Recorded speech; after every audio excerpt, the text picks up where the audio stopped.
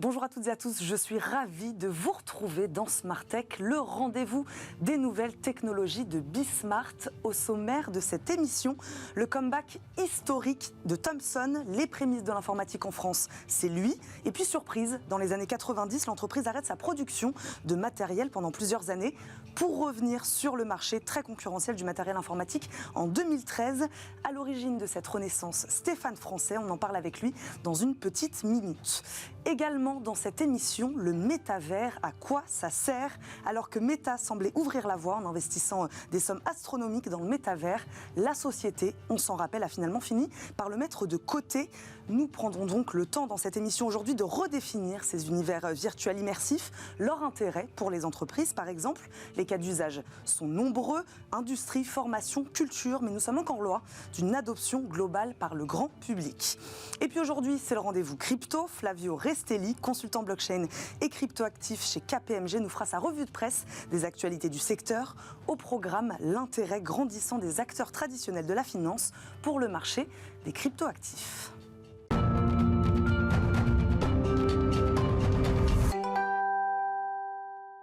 L'interview aujourd'hui est consacrée à un précurseur de l'informatique. Cette marque, vous la connaissez tous, Thomson. Après quelques années d'errance, ce fleuron de l'industrie française fait son retour en 2013 et part à la conquête du marché. Un marché clairement dominé par les Américains et les Chinois. Mais le petit Français n'a pas dit son dernier mot.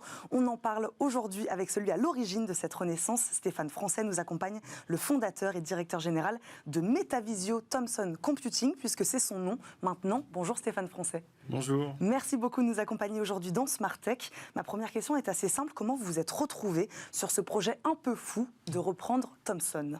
Vous savez, d'abord c'est une affaire familiale, parce que mon père avait fait 30 ans chez Thomson. Il était ingénieur maison et évidemment, j'ai été un petit peu élevé au biberon Thomson. Et donc évidemment, moi j'ai travaillé en fait dans le groupe PPR, chez Surcouf. J'ai été directeur achat, donc j'ai quand même un parcours très informatique, et j'ai eu envie de relancer une marque française qui est aujourd'hui internationale et qui est la seule marque européenne internationale.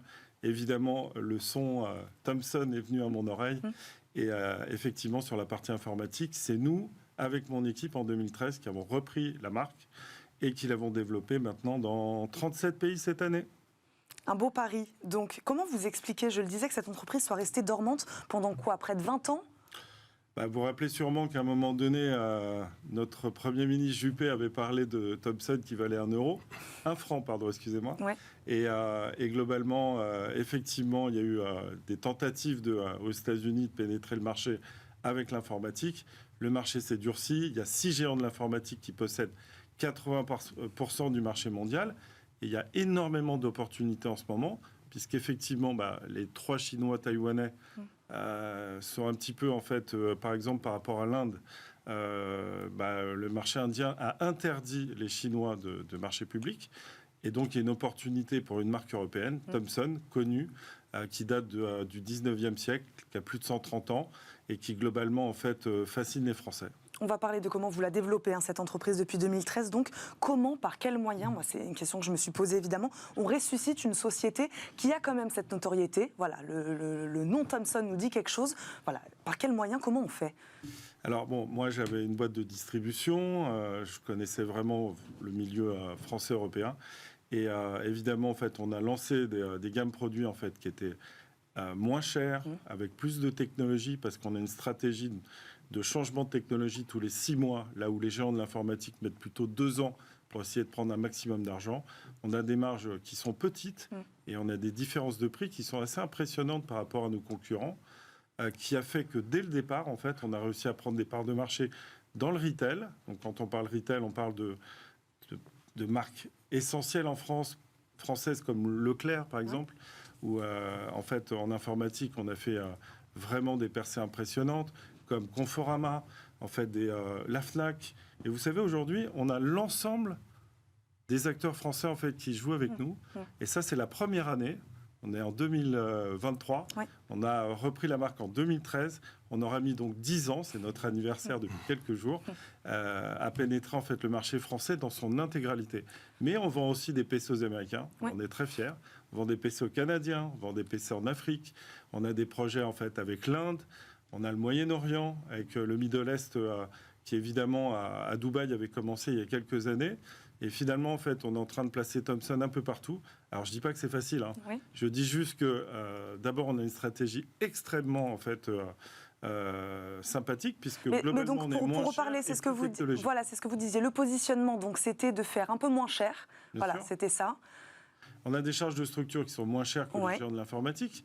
Et globalement, en fait, comme les médias français sont extrêmement sympathiques avec nous, et que, on va dire que ça ne me dérange pas trop de passer à la télé, au contraire, et en particulier chez Bismart, on est invité. Ça nous coûte évidemment moins cher que dépenser des centaines de millions, voire des dizaines de milliards. Et globalement, on ne les met pas dans les prix. Et nous, ce qu'on fait, c'est que dès qu'il y a une technologie nouvelle en informatique, on l'intègre à nos gammes. Par exemple, on a des PC maintenant de moins de 900 grammes. On a des PC à très haute technologie. Ils sont tous HD maintenant. Et puis, globalement, en fait, on avait misé sur des mémoires slim. Donc, on a des PC extrêmement fins. Oui, alors dites-nous, vous êtes spécialisé, on l'a compris, dans la construction de matériel informatique. De quel type alors? Quel produit? Alors, nous, on était au départ, pratiquement pendant 9 ans, on a fait vraiment que du B2B2C, ça veut dire le grand public.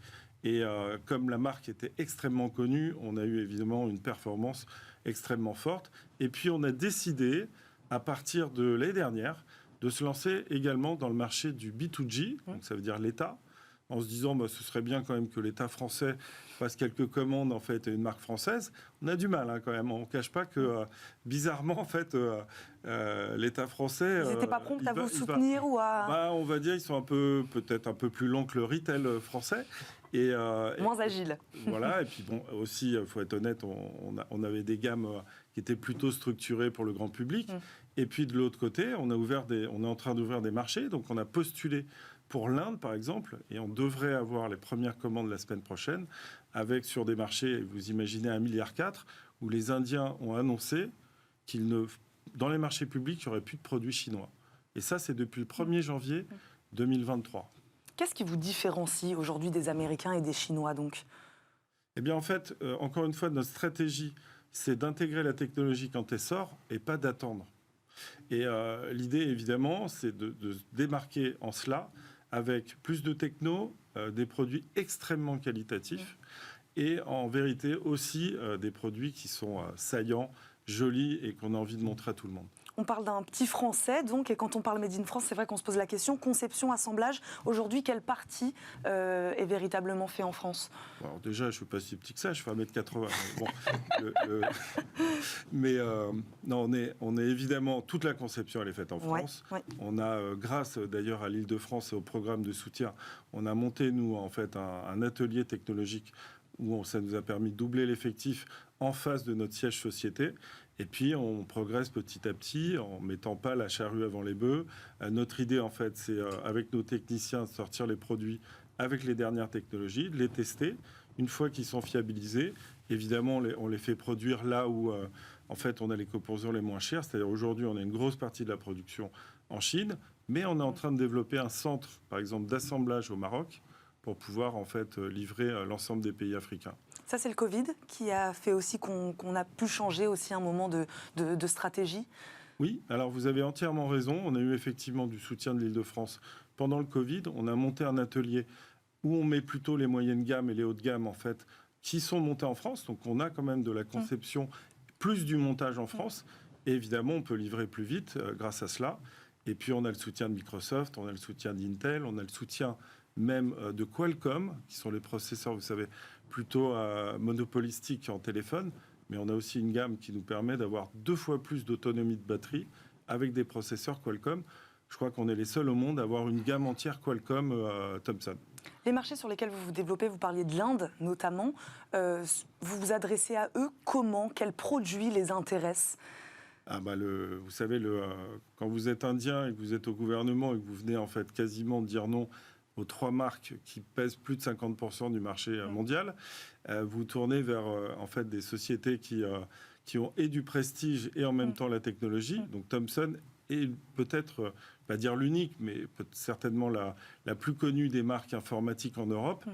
Et aujourd'hui, les Européens ne sont pas très dangereux. On n'est pas associés aux Russes par rapport Contrairement aux Chinois, on n'est pas des Américains impérialistes. Donc voilà, on va dire que l'image des Français est plutôt très technologique. Et aujourd'hui, une très belle image. On n'est pas par hasard le pays le plus visité au monde.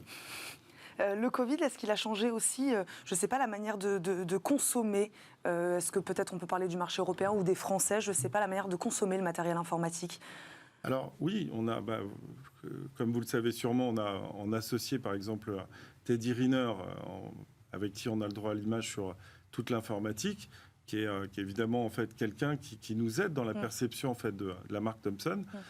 Et c'est une façon de nous aider en fait sur le retail pour la consommation, parce que quand vous associez Thomson à nos rapports qualité-prix associés à l'image de victoire de Teddy Riner, on a une façon de présenter les produits qui sont un petit peu différenciantes.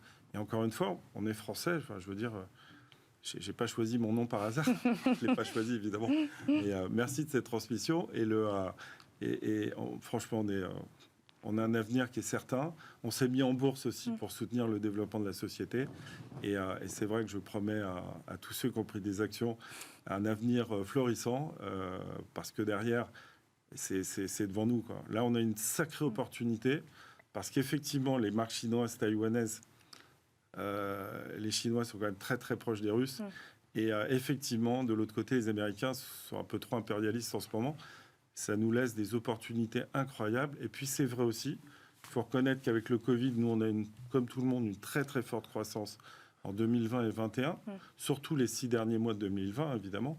Et tout le monde s'est équipé. En 2022, c'était beaucoup plus dur. Le marché mondial a fait entre moins 35 et moins 40%. Mais en fait, les grandes marques ont beaucoup soutenu la vente des produits en baissant les prix au maximum parce qu'ils étaient trop chers. Aujourd'hui, ils ont perdu beaucoup d'argent et les nouvelles gammes sont beaucoup plus chères que les nôtres. Dernière question, est-ce que l'État français vous soutient d'une manière ou d'une autre? Encore une fois, on a eu l'Île-de-France qui nous a soutenus quand on a créé le pôle technologique. Là, aujourd'hui, on a effectivement on est une des rares sociétés françaises à avoir obtenu le PPR, qui a été de 4 millions et qui nous a permis effectivement d'avancer en fait en termes d'équipe commerciale. Moi, bien sûr qu'on a le soutien de l'État. On voudrait beaucoup plus de soutien d'État. J'en appelle en fait à notre président. Et il faudrait qu'il y ait un peu plus de commandes Thomson en fait dans les administrations françaises. Ça va venir, j'en doute pas. Simplement en fait, rappelez-vous qu'on existe et s'il vous plaît, dépêchez-vous parce qu'évidemment, on a envie de réussir sur le marché B2B et B2G comme on réussit sur le grand public. Et c'est pas normal que ce soutien ne soit que au niveau de la population.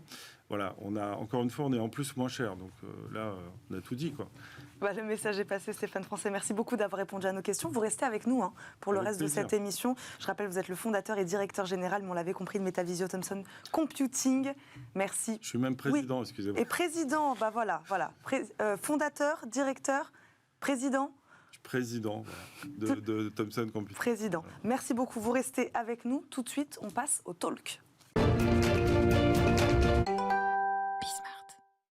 Le métavers, où en est-on du métavers? Alors qu'il semblait il y a quelques mois sur toutes les bouches, aujourd'hui, ce qu'on lit et ce qu'on entend ressemble plutôt à ça. La fin du métavers, le flop du métavers, la désillusion du métavers. L'occasion de revenir aujourd'hui avec nos invités aux origines, à l'ambition initiale de ces nouveaux univers virtuels et immersifs. Pour faire le point, ils sont deux sur notre plateau, un en Skype qui nous rejoint. Guillaume Moreau, il est directeur délégué recherche et innovation au IMT Atlantique et il travaille également pour le laboratoire LabStick. Vous êtes avec nous en visio. Bonjour Guillaume Moreau. Bonjour. Merci beaucoup de nous accompagner à distance. Thomas Tassin, lui, est avec nous, directeur général de Mira, un métavers français qui se veut éthique et respectueux. Thomas Tassin, bonjour. Bonjour. Bienvenue sur notre plateau. Thomas Tassin, où en est-on vraiment de l'intégration du métavers aujourd'hui par les entreprises, de son usage des particuliers? Est-ce qu'on a des chiffres là-dessus? Des chiffres, non. Je pense que ce n'est pas le sujet aujourd'hui. C'est une transformation qui est assez profonde. Ouais. Et qui a été en fait introduit comme arrivant et de manière très forte par Meta, avec on va dire presque un coup d'État, de dire le métavers c'est nous et c'est maintenant. Donc les médias s'en sont saisis et il y a eu, ce que vous dites, une espèce de hype, mais en fait il n'y a même pas eu d'adhésion du public, ça a été trop rapide. Et puis, en bout de 3 mois, donc il y a eu c'est maintenant, et puis c'est plus jamais. Ouais. On est passé comme ça. C'est assez particulier. Je pense que ça peut même... De la même manière qu'on a survendu son utilisation, Ouais, en fait, c'est un vrai on a trop cas. vite annoncé son déclin. Je pense que c'est un vrai cas d'école pour l'innovation. C'est-à-dire que on a un processus de fond qui est très fort, avec des acteurs qui ne sont pas méta et qui sont beaucoup plus légitimes. On peut penser à Nvidia, Unreal, Qualcomm, vous l'avez cité, Unity aussi, qui, eux, développent des choses qui font que, de toute façon, on arrive, je dirais, à ce qu'est la modélisation 3D, à l'informatique spatiale, et qui va être un nouveau médium qu'on va utiliser. Donc ça, on peut en discuter, mais ça arrive. Ça arrive, c'est assez passionnant, on rentre dans des univers, on peut toucher des objets, on peut s'envoyer des choses 3D, on peut se retrouver ensemble, on peut presque se téléporter dans des lieux, etc., etc. Donc on est sur quelque chose de complètement nouveau. Et les cas d'usage, il y en a des tonnes. Oui, on va en parler évidemment. Voilà, il y en a des tonnes, ils ne sont pas forcément là. Aujourd'hui, ils arrivent. Donc on est le nez dans le guidon, les chiffres, Meta dit c'est maintenant, tout le monde est complètement bloqué, puis il se passe 2 semaines, on dit ah ben enfin c'est pas maintenant, on arrête. Eh ben non, et tout l'écosystème continue, et le danger c'est de se dire c'est fini, et après de se faire surprendre par la vague qui revient. C'est tout. Guillaume Moreau, est-ce que vous faites le même constat, c'est-à-dire de cet emballement médiatique d'un côté et de l'autre, mais que finalement, derrière tout ça, il y a une véritable innovation, technologie qu'on va tous utiliser ces prochaines années? C'est difficile à dire. Comme disent les Danois, c'est difficile de faire des prédictions, surtout quand ça concerne l'avenir. Plus sérieusement, on a aujourd'hui une offre technologique qui a été dopée par l'arrivée des smartphones, l'arrivée des cartes graphiques, une offre logicielle qui est conséquente, mais finalement, tout ça existe quelque part depuis une vingtaine d'années. C'est ce qu'on fait dans les laboratoires de recherche, c'est ce qu'on fait avec les entreprises. La grosse différence, c'est qu'aujourd'hui, toute cette technologie devient accessible au grand public à des prix beaucoup plus modiques. Pour relativiser la notion de modicité, on parle d'un petit millier d'euros aujourd'hui, pour prendre des ordres de grandeur, là où il y a encore 15-20 ans, quand on faisait de la réalité virtuelle avec un constructeur automobile, les budgets étaient de l'ordre de quelques centaines de milliers d'euros, pour ne pas dire plus. Donc aujourd'hui, il y a un point d'inflexion qui est lié au coût du matériel. Pour autant, est-ce que les usages se sont développés, comme le disait M. Tassin à l'instant? Pas encore, ou peut-être pas. C'est-à-dire que c'est pas prouvé que ça va marcher, mais en même temps, c'est pas prouvé que ça va pas marcher non plus. Est-ce que vous pouvez nous donner, moi, Thomas Tassin, peut-être que je poserai la même question à Guillaume Moreau, votre définition du métavers? Alors, le métavers, c'est un terme qui est à l'origine un nom propre par Neil Stephenson, qui a été défini dans un roman en 92 qui s'appelle Snow Crash. Et donc, c'est ça le métaverse. Vous prenez, c'est un lieu qui est défini dans un roman, c'est tout. Il n'y a pas à chercher plus loin. Donc, vous prenez cette définition-là. Ensuite, c'est des univers spatials, c'est des univers de l'informatique 3D, ce que vous voulez. Mais le métaverse, c'est ça. Et il y en a plusieurs, d'ailleurs, des métavers? Ben non, il n'y en a qu'un, c'est celui de Neil Stephenson. Tout le reste, ça a été repris, c'est devenu un nom commun. Maintenant, je crois qu'il est dans le dictionnaire. Mais à l'origine, c'est que ça. Donc après, ce dont on parle, nous, c'est des univers 3D, des univers immersifs. Et ça recouvre énormément de choses. Énormément de choses. D'abord parce qu'il y en a qui disent que c'est en VR. Il y en a d'autres qui disent que c'est sur écran. Il y en a qui disent qu'il faut que ça soit pour les jeunes. D'autres, c'est du patrimonial. Et donc, en fait, c'est un ensemble. C'est un nouveau médium qui ouvre à d'énormes potentiels éditoriaux. Et toutes ces visions-là, elles ont le mérite d'exister? Ah bah, elles existent, elles sont en train d'être construites, et chacun va apporter sa pierre à l'édifice. Donc l'Internet, c'est un ensemble de choses, et on fait beaucoup de choses sur Internet. L'écriture, c'est un ensemble de choses, on fait beaucoup de choses sur Internet. Le cinéma, c'est pareil, et là, c'est pareil, on parle de l'informatique spatiale. Parce que derrière cette question de la définition, il y a aussi la question de l'objectif initial de ces univers. À quoi ils peuvent nous servir? En fait, on reprend au début, c'est une nouvelle représentation du monde. Voilà. À quoi sert la sculpture? Ça permet de représenter des choses en 3D et ensuite vous décliner. Et donc là, au lieu d'écrire, au lieu de dessiner, on peut faire des choses en 3D et les faire ensemble. À quoi ça sert? Ça va servir à faire, par exemple, du patrimonial. On peut aller découvrir des choses qui n'existent plus, remonter dans le temps. Plutôt que s'appeler, on dit tiens, on se retrouve ensemble à tel endroit et on va se parler comme ça. Est-ce que c'est intéressant ou pas? Oui, parce qu'il y a un sentiment de présence très fort et on peut se parler en se promenant dans la rue. ou alors on peut se parler en allant se montrer quelque chose, ou alors on peut jouer ensemble. Donc on peut voir, et ça peut être un jeu, ça peut être quelque chose de très sérieux, et quelque part, moi j'ai pas envie de figer ça, parce que ça va arriver et chacun va en faire quelque chose, et ça va dépendre des âges, ça va dépendre des envies, ça va dépendre des moments de la vie aussi. Et ça va pouvoir être sur écran. Aujourd'hui, on parle de la VR, mais en fait, nous, dans Mira, vous entrez dans Mira, vous êtes en VR et vous allez rencontrer des gens qui sont sur leur téléphone portable, à l'autre bout du monde. Vous allez dire, tiens, t'as vu cette sculpture, elle fait 5 mètres, c'est dingue. Voilà. Et c'est tout, et ça, c'est déjà énorme. À qui s'adresse le métavers Mira? Dites-nous comment vous l'avez pensé, construit. Alors, et ça c'est intéressant ce que vous avez dit Stéphane par rapport au design. À un moment vous êtes passé sur le design. On s'est dit, quelle est la spécificité française? J'ai dit Unreal, Nvidia, tout ça, quelque part c'est des acteurs très très forts, très gros, et c'est un rouleau compresseur. Donc c'est pour ça, est-ce que ça arrive, est-ce que ça arrive pas? Demandez-leur, vous allez voir que ça arrive. Quelle est la spécificité française? Et c'est comme dans le cinéma, on n'est pas Hollywood. En revanche, on a quand même un cinéma français qui est très fort. On sait faire de l'éditorial. On a une vraie pensée qui part du design, qui part de l'esthétisme, qui part de la pensée, ça nous vient des Lumières. Et là, notre spécificité dans Mira, c'est de pouvoir faire du beau, de travailler autour de tout ce qui est premium et d'avoir une expérience qui est très émotionnelle et de ne pas perdre ça. Quand vous prenez Meta ou des gros acteurs qui viennent vraiment de l'informatique, des techs, c'est des boîtes où vous avez 10 000 personnes qui sont des techs. Vous mettez un artiste dedans, il tient pas 10 minutes. C'est compliqué, on lui dit, bah bon, non, alors, ça marche pas. Donc nous, on est moitié tech, moitié artiste, si on veut faire simple. Et ça veut dire qu'on parle sur le design, et on se dit, non, on rentre dans des univers qui sont des univers immersifs, il faut qu'on soit bien. Si vous nous mettez des murs verts, des murs bleus, où il se passe rien, où il n'y a pas d'esthétisme, je vais pas y rester. Donc on garde cette émotion, on a des artistes, on a des gens qui travaillent sur la lumière, et notre produit n'est pas fini tant que la lumière n'est pas passée. Et c'est pareil pour le son. C'est super important. Et voilà, c'est un parti pris éditorial. Et on pense que la France a vraiment quelque chose à faire dans cet éditorial-là et qu'on va être très différent là-dessus. Guillaume Moreau, la France... Ah, Stéphane Français, vous vouliez réagir 2 minutes. Oui, je voulais réagir au propos de Thomas parce que moi, je suis très impressionné, évidemment, par la technologie qu'il développe. Et c'est que le début. Donc, vous imaginez, en fait, déjà, on parlait effectivement d'esthétisme. C'est un peu la perfection du monde réel, en fait. Et donc, et on n'en est qu'au départ. Donc, imaginez derrière les scènes d'émotion qui vont être créées, alors qu'on en est déjà qu'au début, qu'on est tous, en fait, sous influence de cette technologie. Et évidemment, si certains ont pensé que ça pouvait s'arrêter, c'est une erreur, parce qu'évidemment, l'informatique évolue tout le temps. Le son comme l'image et la perception, tout ça vont avancer avec le métaverse, évidemment. Guillaume Moreau, comment va avancer le métavers selon vous? Comment il va évoluer? On a encore pas mal de défis, je dirais, notamment matériels. Aujourd'hui, on a un certain nombre de dispositifs. On a parlé des écrans jusqu'aux casques.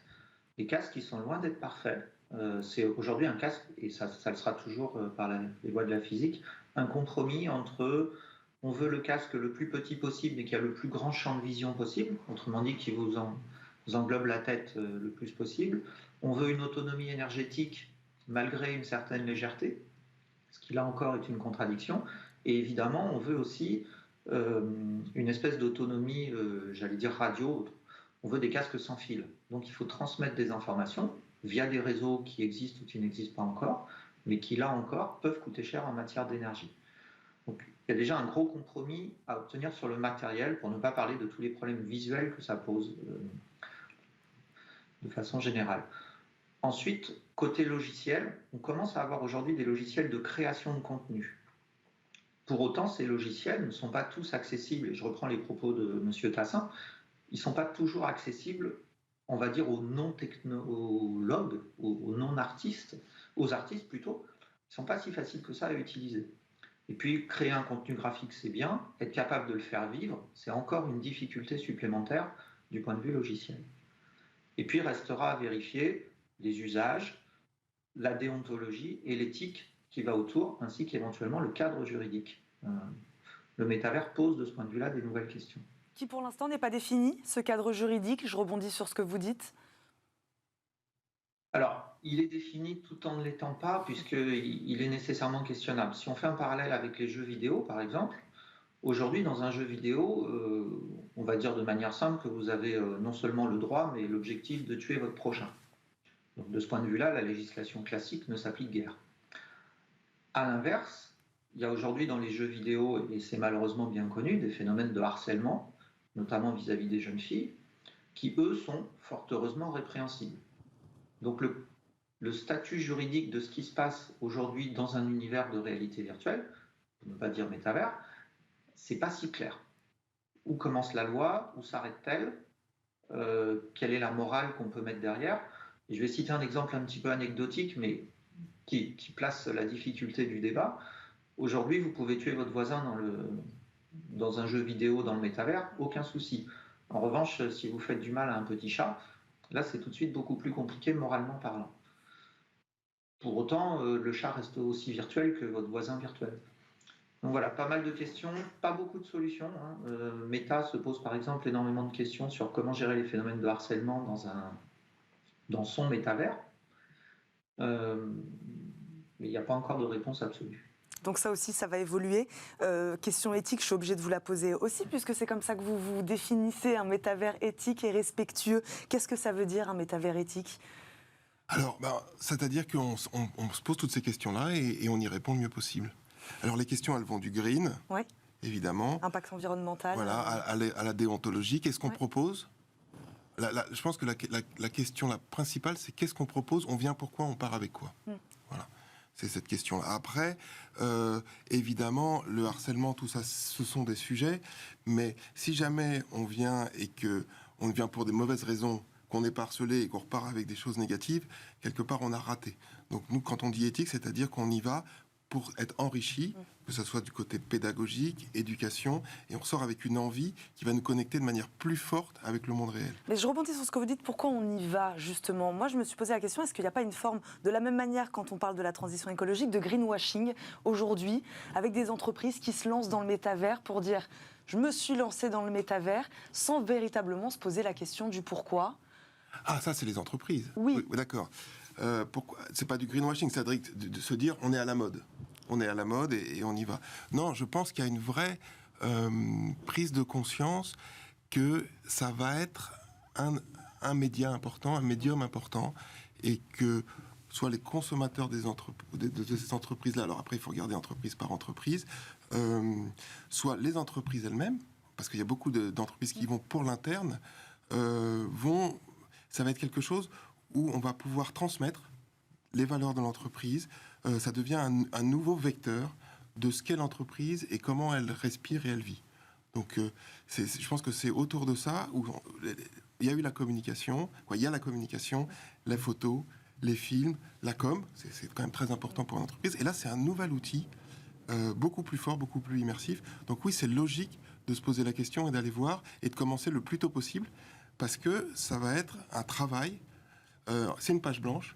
Donc, qu'est-ce qu'on en fait ? Qu'est-ce qui est éthique, justement ? Qu'est-ce qui marche pas ? Qu'est-ce qui a du sens ? Quel est le sens de ça ?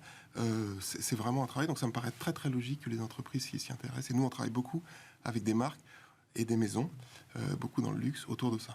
Stéphane Français, je vous voyais réagir tout à l'heure sur l'aspect, je sais pas, je crois que c'était sur la réalité virtuelle, c'est ça, sur tout ce qui est toute la technologie qui tourne autour du métavers, aujourd'hui des outils dont on a besoin ou pas, hein, puisque des fois on peut se connecter sur un métavers via un navigateur web, mais derrière il y a quand même tous ces casques de réalité virtuelle qui existent. Peut-être que Thomson va se lancer dans la VR.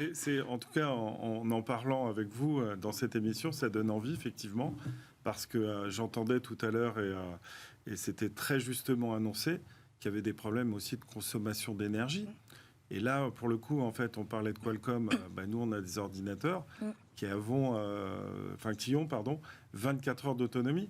Donc, c'est le double, en fait, d'une réalité qui peut être donnée avec Intel, parce que Intel consomme plus. Mais vous voyez, par exemple, le métavers, c'est beaucoup plus adapté pour un processeur qui va en fait avoir des transitions sur l'énergie qui lui permettra en fait de durer plus longtemps. Avec la même batterie, vous doublez votre temps en fait d'usage et effectivement le métaverse normalement développe des technologies qui sont consommatrices parce que évidemment si vous avez un meilleur son, si vous avez une meilleure image et un développement plus important qui surprend et qui impressionne, forcément qu'il y a une consommation d'énergie. Donc ça, c'est un point très important. Et effectivement, j'étais en train de réfléchir au fait qu'on puisse tourner des gammes plutôt moyenne gamme ou haut de gamme vers le métaverse, et pourquoi pas les développer ensemble, parce que moi, j'aime beaucoup les sociétés françaises et je suis prêt à aider, évidemment, et à mettre ça avec les produits Thomson pour qu'on puisse se développer ensemble en France, en Europe et dans le monde. Parce que l'adoption du grand public passera forcément par une technologie accessible. Oui, mais c'est vraiment déjà accessible aujourd'hui. D'abord, c'est déjà accessible sur les casques, qui sont à des prix, c'est cher, mais 450 € pour un casque. Quelque part, on y est déjà, et je ne sais pas combien vaut votre téléphone, mais on ne doit pas être très loin. Donc, on voit qu'on rentre dans cette gamme-là. Et puis ensuite, ça fonctionne sur téléphone, ça fonctionne sur tablette et sur ordinateur. Et aussi sur console. Et les gens qui sont équipés en console, il y en a. Et pareil, si vous regardez les prix, on est dans les prix des casques.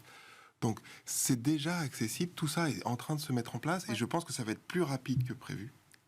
Voilà. Donc, on est sur du temps qui n'est pas 3 mois, mais qui n'est pas 30 ans. Pourquoi plus rapide que prévu? Quand on regarde les chiffres, on voit une personne sur 4 passera au moins 1 heure dans le métavers d'ici 2026. Enfin, on a l'impression que là, on n'y est pas du tout. On n'est pas en 2026, c'est bizarre. On n'est pas loin quand même.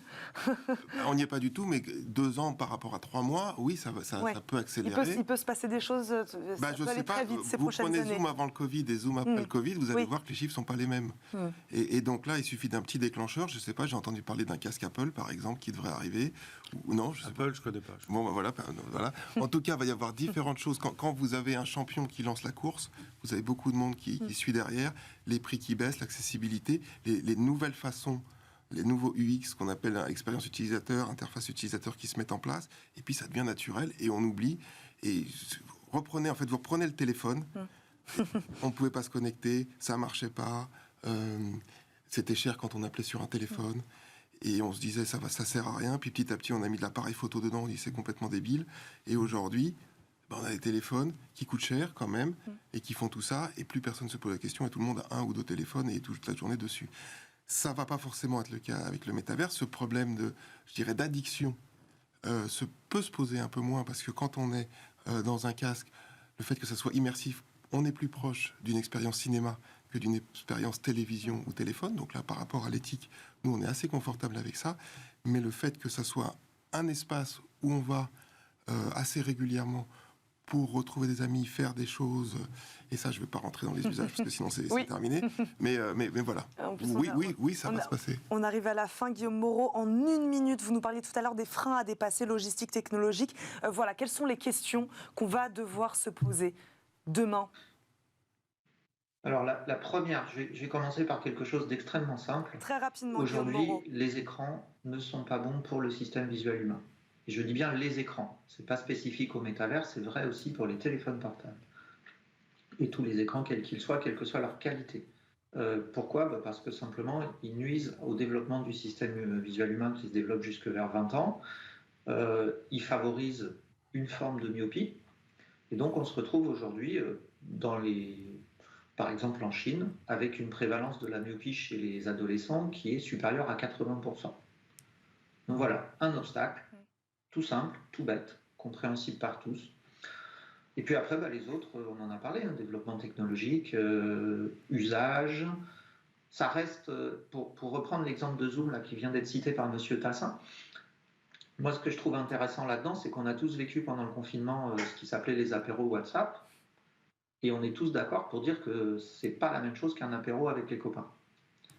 On est dans un mode, entre guillemets, dégradé, mais qui permet d'obtenir quelque chose auquel on n'avait pas ou plus accès. Bientôt, on n'aura plus accès à la pyramide de Khéops parce qu'on n'aura plus d'avions, on n'aura plus de pétrole pour les avions. Eh bien, c'est un mode dégradé, c'est pas aussi bien que Khéops, mais ça permet d'accéder à quelque chose qu'on ne connaît plus ou qu'on ne connaît pas encore si on parle de choses qui ne sont pas encore construites. Donc voilà un bel enjeu d'usage. Donner accès à quelque chose qu'on ne connaît pas encore. Moi, je pense qu'on peut terminer sur ces mots. Merci beaucoup à tous les deux, tous les trois, d'avoir débattu avec nous sur ce sujet. Guillaume Moreau, je rappelle, vous êtes directeur délégué recherche et innovation au IMT Atlantique. Vous travaillez également pour Laboratoire Lapstic. Thomas Tassin, vous êtes le directeur général de Mira. Et Stéphane Francet, le président de Metavisio Thomson Computing. Merci beaucoup à tous les trois d'avoir été avec nous aujourd'hui dans Smart Tech. On marque une courte pause et on se retrouve tout de suite pour le rendez-vous crypto.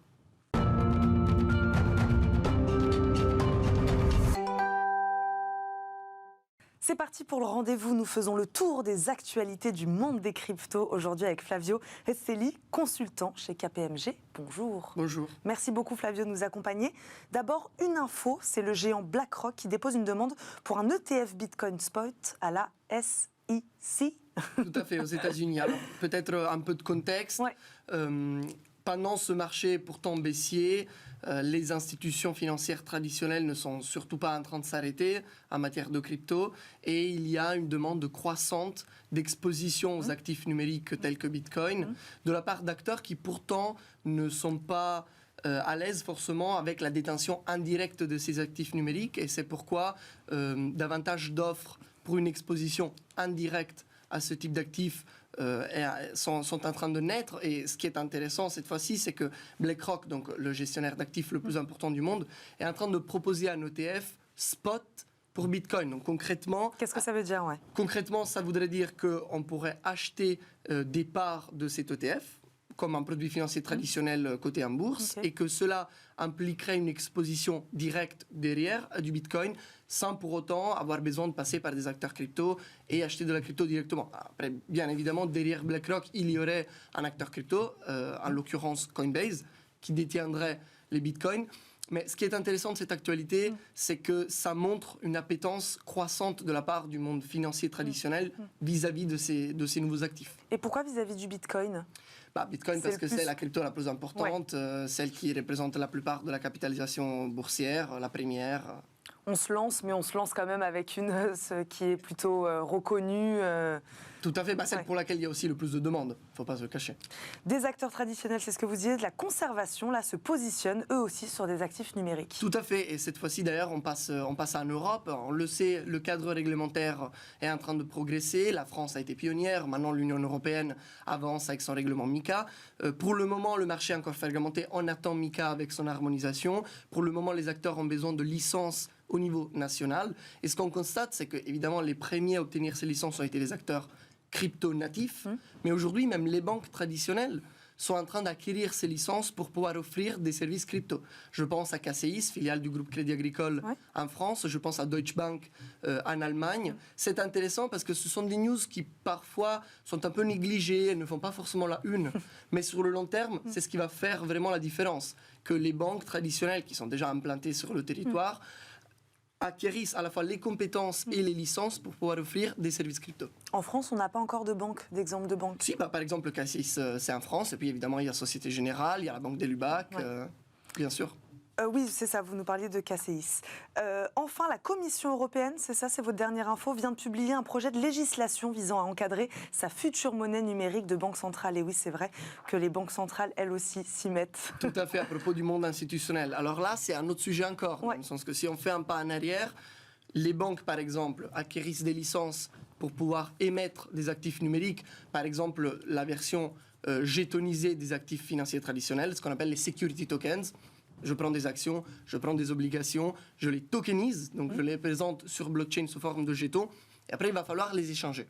Alors évidemment, quand on échange des actifs numériques tels que des titres financiers, il va falloir avoir une monnaie pour les acheter et les vendre.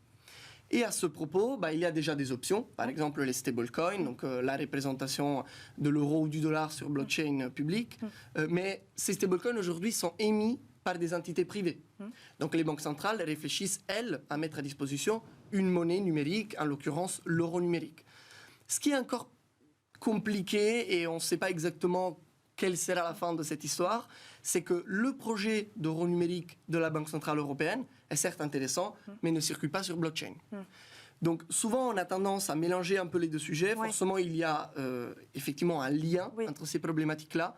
Mais est-ce que cet euro numérique pourra être utilisé sur blockchain ou pas? Et sinon, quelle sera l'utilité et quel sera le modèle de cet euro numérique qui pourtant est censé rester tout de même transparent, est censé ne pas mettre dans les mains de la Banque Centrale Européenne un instrument de supervision qui nuit à la confidentialité des données. On ne sait pas encore tout, mais on sait que la Banque Centrale Européenne avance à ce sujet. Et comment les acteurs de la crypto, ils regardent justement ces banques centrales aujourd'hui qui veulent créer leur monnaie numérique? Moi, je peux vous donner mon Oui, opinion. ouais. Je pense que le marché est partagé là-dessus. D'un côté, c'est intéressant, évidemment, de voir que les banques centrales avancent dans cette direction-là. Ouais. De l'autre côté, moi, par exemple, à titre personnel, j'espère que bientôt, on pourra commencer à débattre de la possibilité de mettre l'euro numérique sur une blockchain publique. Parce qu'in fine, Ouais. c'est là où on voit une demande, c'est là où on voit un besoin. Alors que si on représente et on crée l'euro numérique sur une infrastructure centralisée, est-ce qu'il y aura vraiment une valeur ajoutée par rapport à l'utilisation de la carte aujourd'hui? Il y a d'autres services financiers, parce que notre monnaie est déjà numérisée, qui sont centralisés. Certes, ça sera une monnaie de banque centrale, donc comme le cash inscrit au bilan de la Banque Centrale Européenne, mais est-ce que pour l'utilisateur final, cela fera vraiment une différence? Donc il y a un certain nombre de questions que l'on se pose. Et puis évidemment, dans le secteur crypto, on est particulièrement frileux lorsqu'il s'agit de privacy. Et d'ailleurs, pas que dans le secteur crypto, parce que quand la Banque Centrale Européenne a fait un sondage pour voir du côté des utilisateurs quelles étaient les attentes, la préoccupation vis-à-vis des sujets de confidentialité existait. C'est peut-être pas pour rien qu'une des premières monnaies numériques de banque centrale qui a été lancée en Chine. Ouais. Alors, je ne veux pas faire de la provoque, je pense que le projet de l'euro numérique pourrait être très intéressant. Nous, on le regarde de près, mais c'est vrai qu'il faut se pencher sur la technologie derrière pour comprendre quels sont les avantages et quels sont les inconvénients. On en est où là de l'euro numérique? On en est au stade d'expérimentation, de travail, de recherche, mais en réalité, on n'est pas non plus encore très proche du lancement, qui est plutôt estimé 2025-2026, ce n'est pas encore très clair. Merci beaucoup Flavio d'avoir été avec nous aujourd'hui. Flavio Restelli, je rappelle, vous êtes consultant chez KPMG. Merci beaucoup d'avoir fait le tour des actualités du secteur de la crypto avec nous aujourd'hui dans Smart Tech. On vous retrouve très vite dans cette émission. Merci beaucoup d'avoir été avec nous. Merci évidemment à vous de nous avoir suivis. C'est déjà la fin de cette émission. Demain, vous retrouverez Delphine Sabatier à la présentation de ce rendez-vous. Je vais y arriver. Merci à Lily Zalkin qui m'a aidé à préparer cette émission. Très bonne journée à tous sur Bismart et à très vite. Ciao.